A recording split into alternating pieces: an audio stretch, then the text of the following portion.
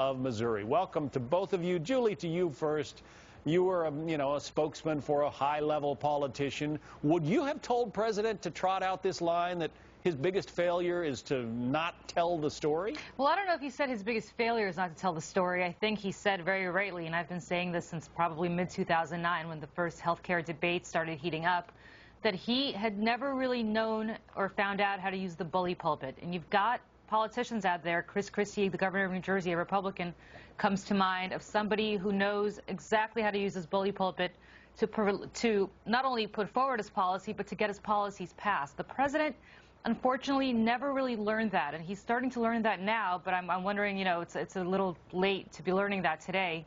For the first few years, I really thought, despite his many policy successes, he was not able to communicate them. He was not able to use the bully pulpit the way the president should normally use the bully pulpit, and the way other presidents in the past, from George Bush to Bill Clinton, have effectively used it to not only get policies done, but also to explain to the American people why their policies are the right policies for them. Amos, especially early in his term, I'm remembering when it seemed like you couldn't turn on the television one night without seeing President Obama making an address from the Oval Office or the East Room. In the first year of his term, he was on a pace to pass both the Bushes and President Clinton in terms of the number of primetime addresses.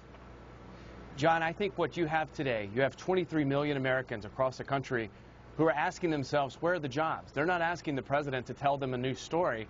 So I just find this pretty shocking. And you have Republicans out here saying, where are the jobs? And you have President Obama saying, where's the story? It just seems totally tone deaf to me. You talked about the bully pulpit, Julie. It seems like the bully pulpit works if you've got achievements to tout. I mean, Chris Christie has done pretty amazing things with the budget in New Jersey, for instance. But if you don't have accomplishments to sell, then getting up there and using the bully pulpit might not be so successful. Well, look, the president does have accomplishments to sell. If we want to talk about health care, there's aspects of the health care reform plan that are very popular with the voters. The fact that you can actually stay on insurance till you're 26, the fact that they can't deny you insurance for pre-existing conditions, the fact that you can't get kicked off your insurance policy if you get cancer, for example. But that was never communicated effectively. The president essentially allowed the opposition to dictate what the terms of the debate were going to be. And that's something that I think he realizes now belatedly was a mistake. And I think that's what he's alluding to, that there are successes. There are successes that are very popular with the American public, but unfortunately they were not communicated effectively in the beginning so that others were able to hijack the message. For those of us who've done this for a living, I was a communications director to a few senators, and you need to establish the message yourself. You need to put the message out there.